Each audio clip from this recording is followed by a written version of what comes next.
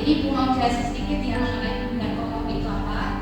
Nah, bimbingan kelompok itu suatu kegiatan yang dilakukan oleh beberapa anggota kelompok.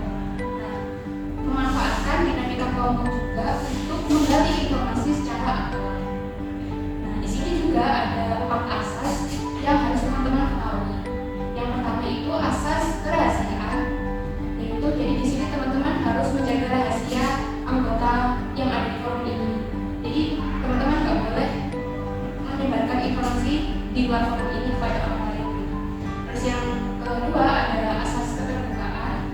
Di sini teman-teman bisa saling terbuka. Jadi teman-teman nggak usah malu-malu, tetap bisa mengutarakan pendapat sebebas mungkin. Terus yang ketiga ada asas kesukarelawan, di mana teman-teman ini diharuskan berperan aktif mengutarakan pendapat. Jadi bisa sharing-sharing cerita tanpa ada paksaan gitu.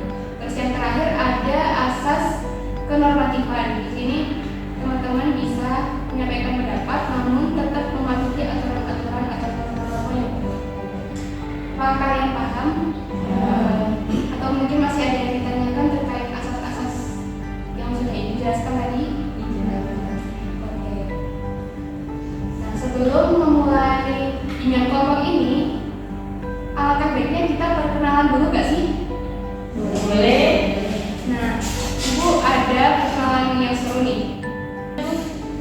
Jadi gini, nanti Ibu cobain dulu ya. Perkenalan dimulai. Saya Najwa. Jadi nanti kalian menyebutkan nama. Dimulai dari Ibu dulu, terus nanti dilanjutkan di sebelah kanan Ibu. Paham nggak teman-teman? Paham. Coba kita praktekin coba ya. Gerakannya dulu. Perkenalan dimulai. Nah gitu. Tetapi nanti dari Ibu dulu. Terus yang terakhir nanti kita bilang salam kenal semuanya. Oke, Bu. Oke, kita mulai ya. 1, 2, 3. Perkenalan dimulai. Saya Najwa. Saya Ica. Saya Rita. Saya Ocha. Saya Atika. Saya Okta. Salam kenal semuanya. Oke, jadi Ibu lihat nih kayak kurang semangat nih teman-teman. Jadi Ibu di sini punya tepuk semangat biar teman-teman ini semangat. Gimana tuh, Bu? Tapi kalian harus berdiri dulu.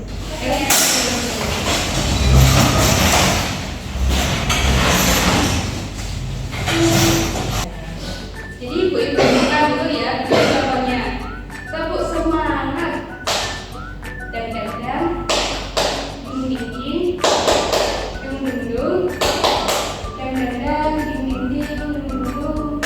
Se, aha-aha, ma, aha-aha, na, aha-aha, semangat gitu teman-teman. Tapi teman-teman harus kompak. Kalau nggak kompak nanti Ibu ulang lagi. Ya, Oke, kan dulu. Oke. Ibu hitung ya dari 1, 2, 3. Tepuk semangat. Dan ding-ding, dung-dung-dung, dan ding-ding, dung-dung-dung. Aha-aha, aha-aha, aha-aha, semangat. Oke, silakan duduk kembali teman-teman.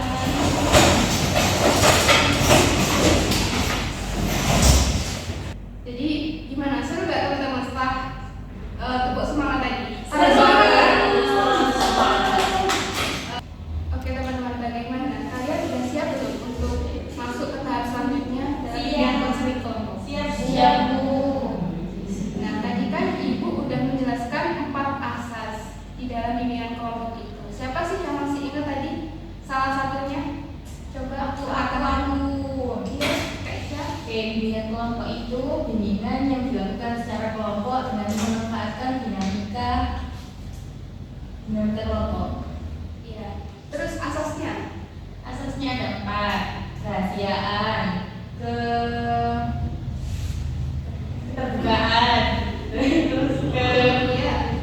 ketertiban, kesukaan. Wah, teman-teman sepertinya udah paham terkait asas-asas bimbingan kelompok. Jadi di bimbingan kelompok ini ada aturan-aturan yang harus teman-teman perhatikan. Yang pertama itu semua yang di sini harus aktif menyampaikan pendapat. Dan ketika ada teman yang berbicara, teman-teman yang lain juga harus mendengarkan. Gitu. Paham teman-teman? Baik, materi pada bimbingan kelompok kali ini adalah tentang menjaga kesehatan mental. Kalian udah tahu belum sih kesehatan mental itu apa? Belum. Apa yang mental? Nah, Ibu akan jelaskan. Kesehatan mental itu adalah kondisi di mana seseorang menyadari potensi yang ada dalam dirinya, memiliki kontrol dalam menghadapi tekanan, bisa memberi keseimbangan, dan bisa memberikan kontribusi yang positif bagi orang sekitarnya. Nah, di sini teman-teman ada yang tahu nggak sih ciri-ciri mental yang sehat itu apa? Mungkin dari Kak Okta.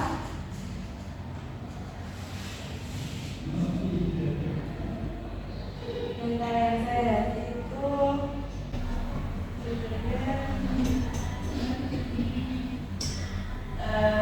mungkin kayak damai sih, kayak rasa semua sih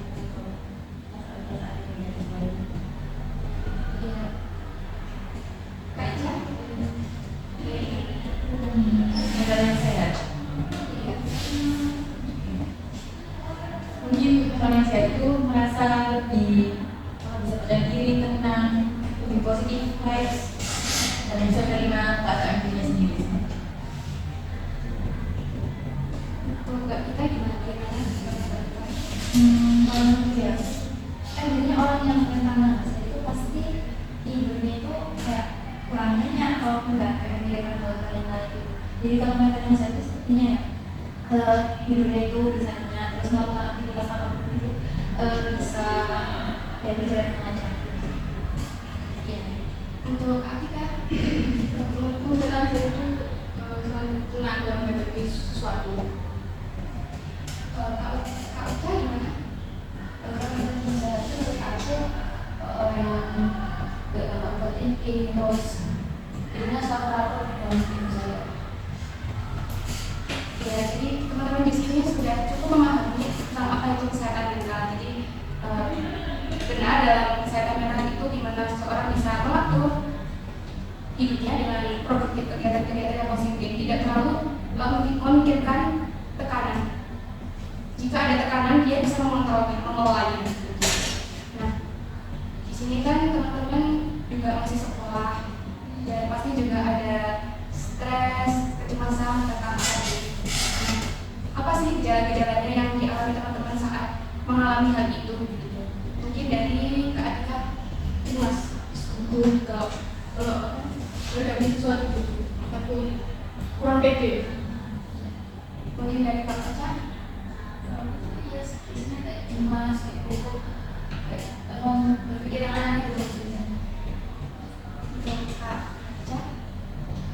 Biasanya itu kalau mentalnya down dalam menghadapi apa ya, sampai sekarang akhir-akhir ini kan masih dia jadinya lebih nggak terkontrol gitu, manage waktunya dan hal semua, dan ya apa ya, perasaannya tuh nggak tenang, terus kayak merasa stres dan nggak bisa fokus lagi, kayak kita tuh ngerasain tugas cuma rasanya kayak nggak bisa gitu, nggak bisa berpikir positif lagi. Jadi di sini teman-teman sudah memberikan keluh kesah terkait tentang kecemasan perihal akademik. Sekarang Ibu mau tanya soal bagaimana cara teman-teman menjaga dan atau mengelola kecemasan yang terjadi pada diri kalian. Mungkin dari Mbak Tina. Kalau dari aku sih mungkin ya pertama itu melakukan relaksasi itu melakukan aktivitas yang positif dan sih mungkin baru aja Berarti aku lebih ke memberikan apa ya? Karena aku belajar sendiri, afirmasi itu ke diri sendiri agar lebih semangat dan ya bisa melalui mengatakan fungsi dan itu. Terus juga lebih mungkin setelah itu memberikan motivasi diri sendiri. Kalau saya cara mengalaminya kalau pas lagi tugas berasa kesulitan kalau dari itu merasa bahwa aku nggak bisa itu jadi menyakitkan diri sendiri kalau aku bisa. Dan kalau aku merasa capek, aku bakal ngasih jeda waktu buat aku berburu, lakuin beberapa hal yang aku suka selama beberapa menit supaya lebih bisa. Untuk Kak, terus Mungkin gini Kak, seperti Mbak Musta ya. Terus saya tuh kalau sudah capek terus apa? Takut itu pas itu biasanya saya suka bunuh diri. Tapi kalau biasanya kalau sudah jenuh banget itu biasanya saya coba ke tempat. kalau yang ada kebingungan dalam menghadapi tugas biasanya sih misalkan hal yang membuat tadi lagi gitu ya nonton film, nonton lagu gitu kayak gitu.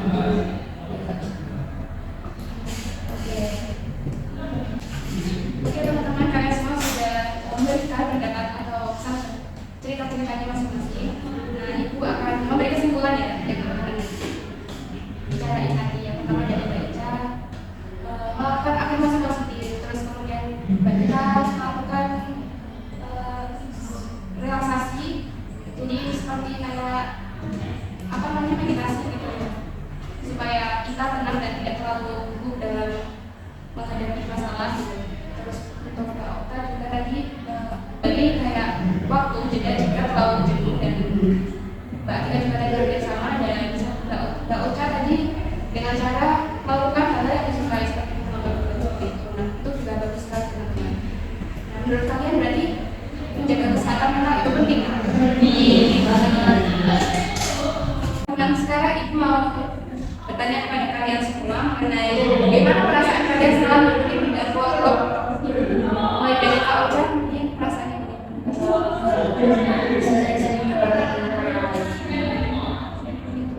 Kak Mita, senang sih menggunakan dari gimana cara mengatasi apa kayak kalau kita senang sama Kak Ica, sama sih saya pertama kita senang kita mengetahui kekurangan yang di masa mengetahui dampaknya bisa untuk menyebabkannya. Senang sih karena jadi tahu kalau ternyata kesehatan mental itu benar-benar dan juga dapat tips dari beberapa teman tadi bahwa jangan mengelola dan menjadi kemudian jangan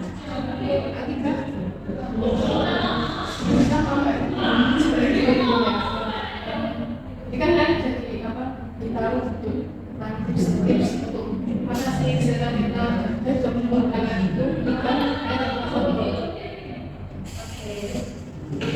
sudah mengerti semua ya tentang kesehatan mental. Sekarang Ibu mau tanya mengenai tindak lanjut apa setelah ini tentang jaga kesehatan mental. Kalian tidak lanjutnya dari mulai dari Kak Ica?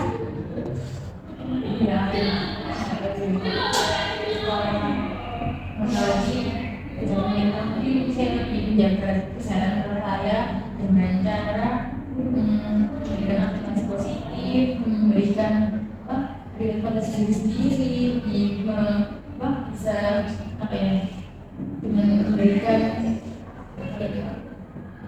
itu bisa healing lah, ini menjaga kesehatan mental, bisa menyelesaikan semuanya tugas-tugas itu tanpa sulit, tanpa cemas, tanpa pusing, tanpa jadwal. Kak Mita? kalau dari aku mungkin lebih karena kalau kita sering ngomong itu kan malah kita bikin kayak apa ya pikiran-pikiran yang negatif itu muncul kan, jadi mungkin lebih baik.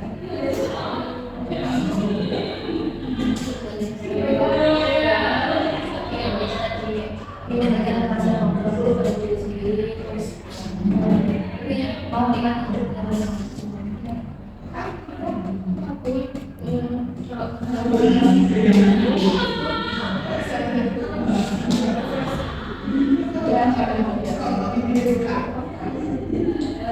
Kelihatan juga. Kan selain yang bisa kadang-kadang dari misalnya kita dari omongan orang lain, jadi juga bisa cari sendiri dan juga tahu juga semua. Iya. Oke teman-teman, sekarang kita udah di akhir sesi, jadi Ibu ucapkan terima kasih banyak bagi kalian semua telah meluangkan waktu dan mengikuti kegiatan pembinaan kelompok ini. Sebelum mengakhirinya kita berdoa terlebih dahulu. Mari berdoa bersama-sama. Berdoa.